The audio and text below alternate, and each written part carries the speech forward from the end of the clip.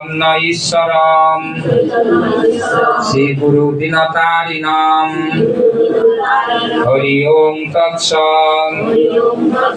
শ্রী গুরু দিনতারিণাম শ্রী চৈতন্য ঈশ্বরম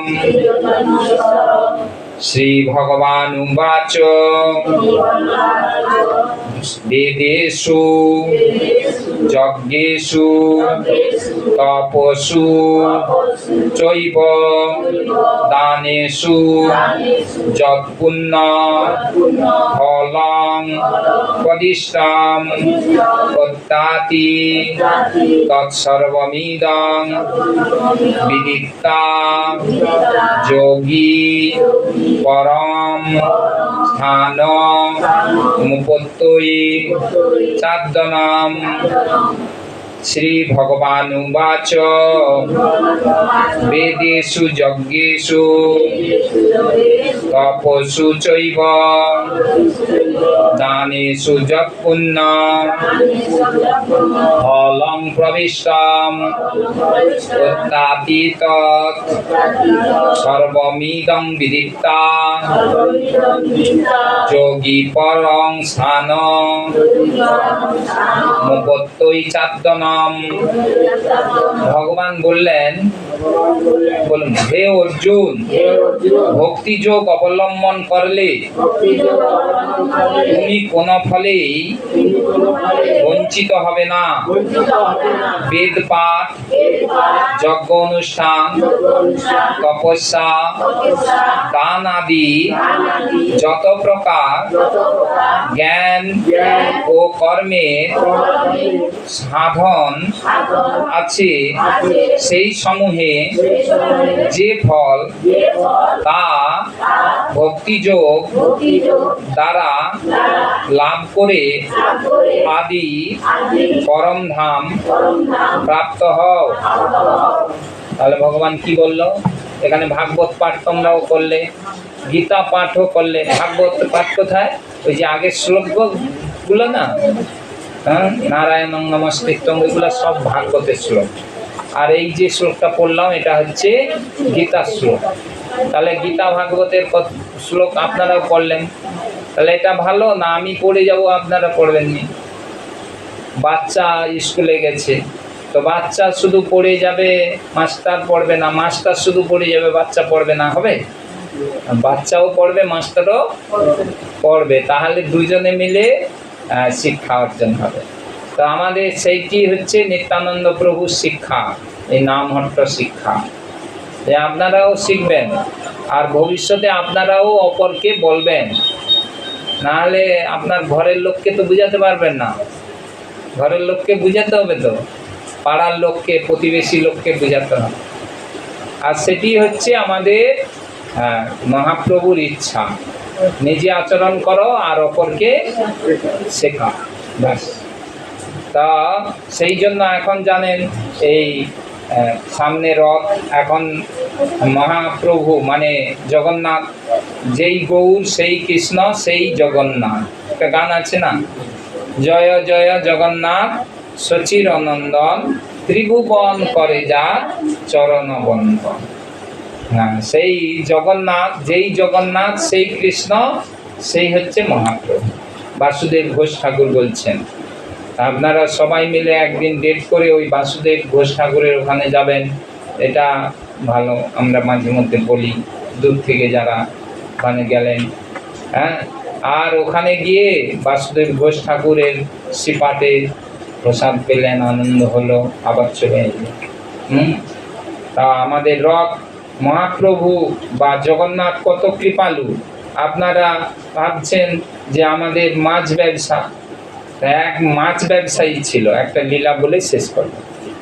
এক মাছ ব্যবসায়ী ছিল, তো সে জগন্নাথকে খুব ভালোবাসত, উড়িষ্যায় বাড়ি। তো একদিন সে জগন্নাথ দর্শনে গেছে, আর যে দেখছে যে প্রচুর ভোগ রান্না হয়েছে, কিন্তু সেখানে মাছের তরকারি নাই। আরে জগন্নাথ মাছ খায় না, আর এত তরকারি রান্না করা হয়েছে, আমি জগন্নাথের জন্য মাছ রান্না করে নিয়ে আসবো, যেহেতু মাছের ব্যবসা। তাই জন্য সে কি করছে, মাছকে বেশ ভালো করে ভেজে তেল দিয়ে মশলা দিয়ে রান্না করে নিয়ে এখন আসছে। আর আসার ফলে যেখানে ঢুকবে সিংহদ্বার বলে, সেই দ্বারে যারা রক্ষা করে, সেখানে ভক্তরা আছে, পুলিশ আছে।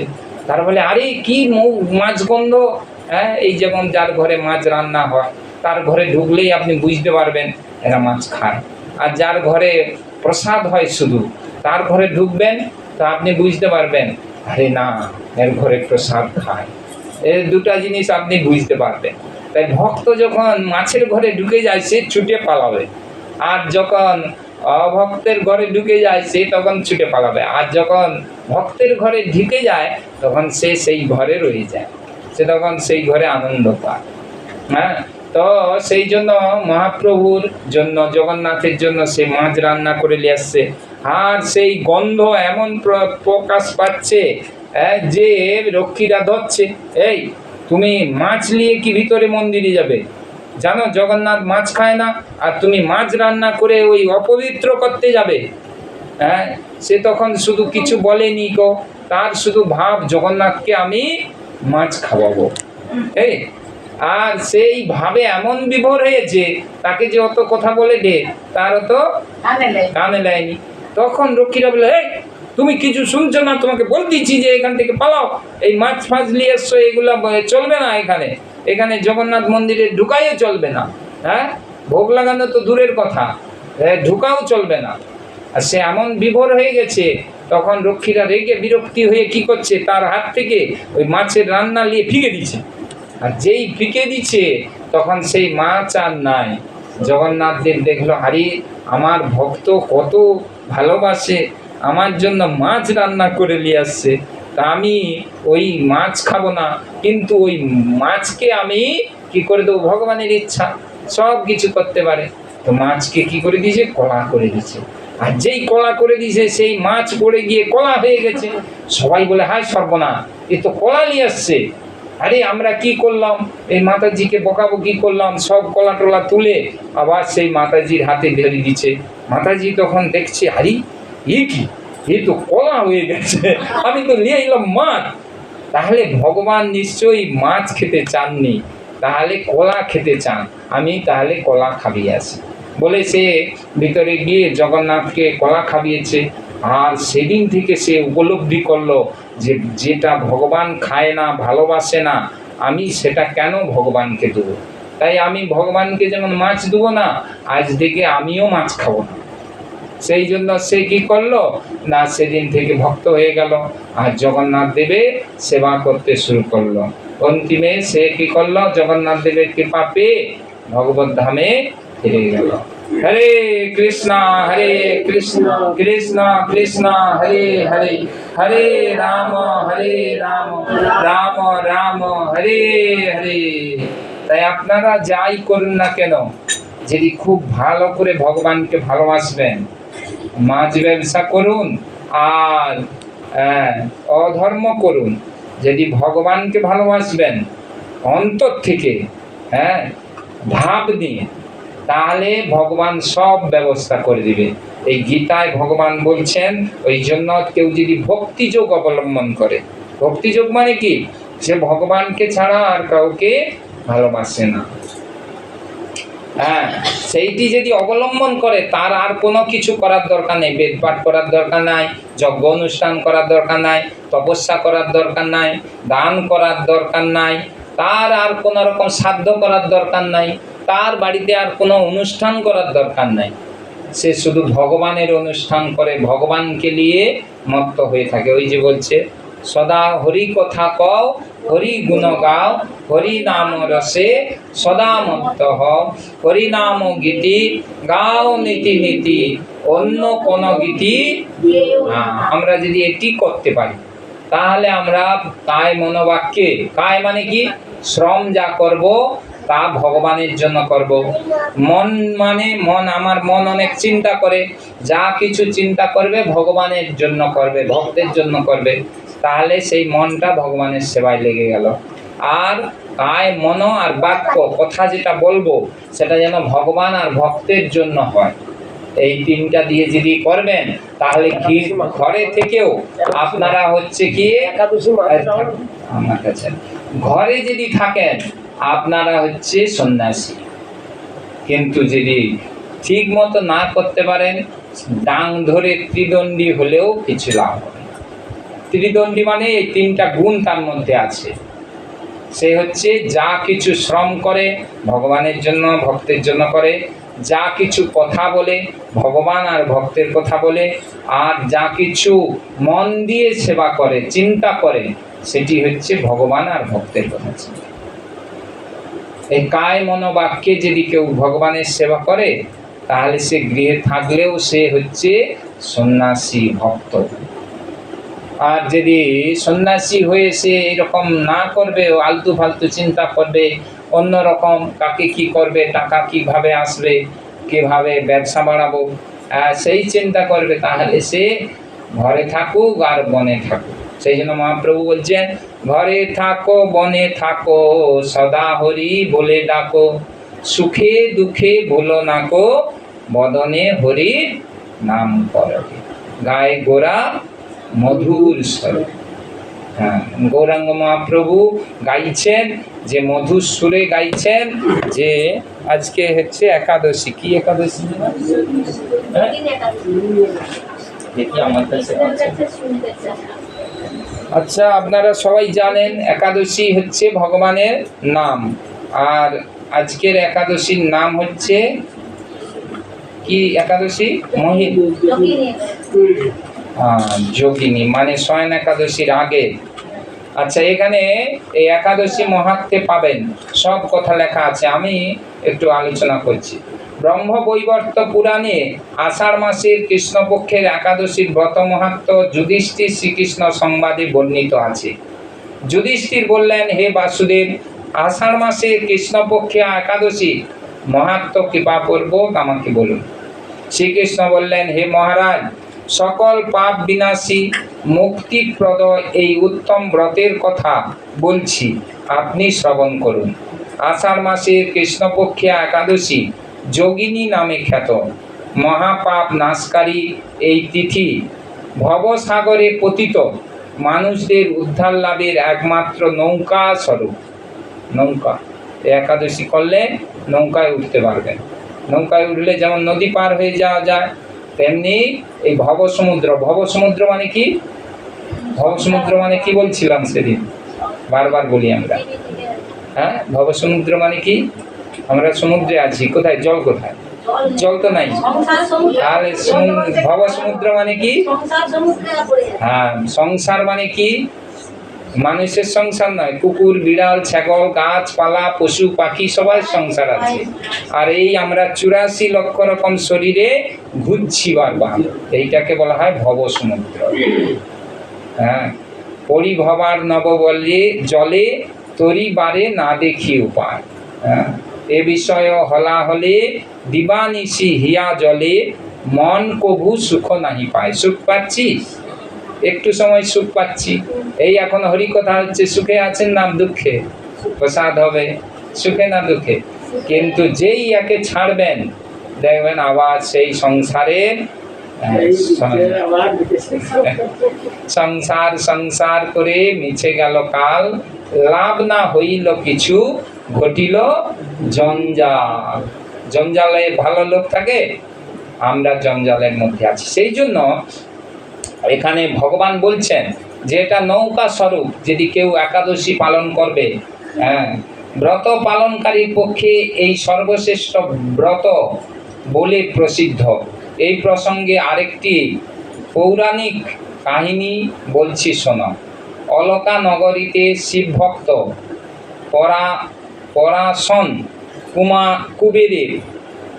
পরাশন কুমারের নামে এক রাজা ছিলেন। তিনি প্রত্যহ শিব পূজা করতেন। তার হেমমালী নামে একজন মালী ছিল। প্রতিদিন শিব পূজার জন্য মানস সরোবর থেকে সে ফুল তুলে যক্ষরাজ কুবেরের পিতা বিশালাক্ষী নামে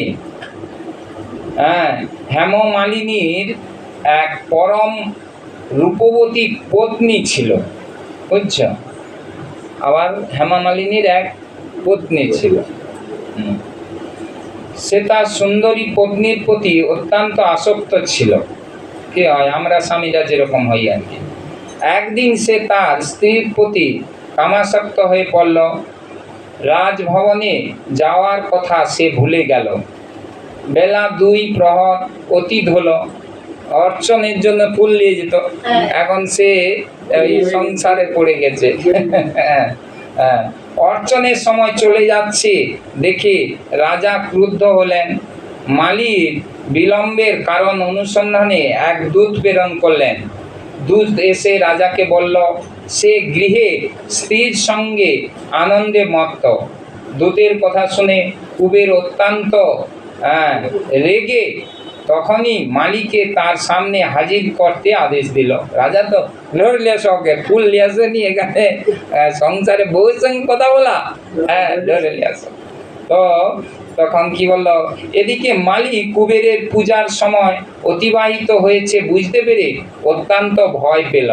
তাই স্নান না করে সে রাজার কাছে উপস্থিত হলো। আর তাড়াতাড়ি করে, যেমন আমাদের হয়, কাজে যাবে তখন আর সে কোনো কথা শুনবে না, ব্যবসায় যাবে ছুটে পালিয়ে যাচ্ছে। তাকে দেখা মাত্র রাজা ক্রোধবশে চোখ রঙিন হয়ে বললেন, রে পাপিষ্ঠ দুরাচার, তুই দেব পূজার পুষ্প আনতে অবজ্ঞা করেছিস, তাই আমি তোকে অভিশাপ দিচ্ছি। তুই শ্বেত কুষ্ঠগ্রস্ত হয়ে যা এবং তোর প্রিয়তমা ভার্যার সাথে তোর চির বিয়োগ সংগঠিত হোক। রে নীচ, তুই এখনই এই স্থান থেকে ভ্রষ্ট হয়ে অধোগতি লাভ কর। আগেকার দিনে রাজা অভিশাপ দিলে কাজ করত, এখন স্বামীরা অভিশাপ দিচ্ছে স্ত্রীকে, স্ত্রী অভিশাপ দিচ্ছে স্বামীকে, কোনোটাই কাজ করে। কেন করেনি? তার নিজেরা শকুন হয়েছে। শকুনের অভিশাপে গরু মরে না, আর গরু অভিশাপ দিচ্ছে শকুনকে, শকুনও তার আর পাওয়া যায় না, এই তাও নাই। কুবেরের এই অভিশাপে হেমমালী পত্নীর সঙ্গে স্বর্গভ্রষ্ট হয়ে দীর্ঘকাল যাবৎ কুষ্ঠ রোগে ভোগ করতে লাগল। রোগের যন্ত্রণায় দিন অথবা রাত্রে কখনোই সে সুখ পেত না। এইভাবে শীত গ্রীষ্মে প্রচণ্ড বেদনায় বহু কষ্টে সে জীবনযাপন করতে লাগলো। কুষ্ঠ হলে যা হয়, এখনকার দিনে সেরকম কুষ্ঠ হয়নি, প্রচণ্ড যন্ত্রণা, কষ্ট হয় প্রচুর। কিন্তু দীর্ঘদিন মহাদেবের অর্চনের ফুল সংগ্রহের স্বীকৃতির ফলে সে শাপগ্রস্ত হয়েও বৈষ্ণব শ্রেষ্ঠ শিবের বিস্মরণে কখনো হয়নি। যেহেতু শিবের জন্য ফুল নিয়ে যেত, তাই জন্য তার কাছে এসে মাঝে মধ্যে শিবের কথা মনে করত। একদিন হেমমালী ভ্রমণ করতে করতে হিমালয়ে শ্রী মার্কেন্ডেয় ঋষির আশ্রমে পৌঁছালেন। একটা ঋষির কাছে গেছে। আপনারা যেমন ঘুরতে ঘুরতে এই নামহট্টে এসে গেছেন, এইরকমভাবে তো ভক্তের কাছে যদি এসে যান তাহলে সেরকম। এই ঋষি মানে এই ভক্তরা, শুদ্ধ ভক্তরা, তার কথা শুনবেন তো তাহলে আপনাদের জীবন ধন্য হয়ে যাবে। এই ঋষির কথা শুনবে। দেখুন, এবারে আমি প্রত্যহ মানস সরোবর থেকে ফুল তুলে শিব পূজার জন্য রাজাকে দিতাম, কিন্তু দুর্ভাগ্যক্রমে একদিন স্ত্রীর মনোরঞ্জন হেতু কামাসক্ত হওয়ায় সেই ফুল দিতে বিলম্ব হয়।